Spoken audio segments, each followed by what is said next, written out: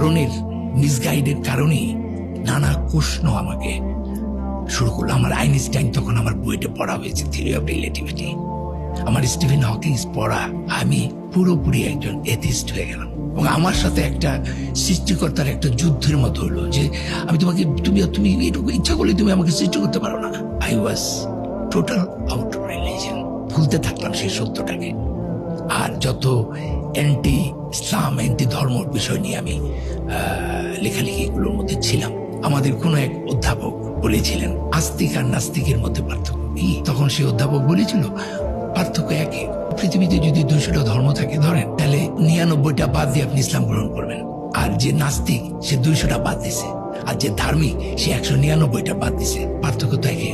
এই ধরনের কথা কিন্তু একজন প্রফেসর যখন ছাত্রদের বলে তখন এটা খুব দ্রুত প্রোপাগেট করে। ইসলাম একটা ধর্ম নিরপেক্ষ ধর্ম, সব ধর্মকে ইনক্লুড করেছে ইসলাম। ইসলাম সব কিছুকেই তো ইনক্লুড করেছে। ওনার কথাটা ঠিক না। আমি তো মনে করি 200 না, ইসলামের সাথে পার্থক্য অন্য ধর্মের 199টা এক না।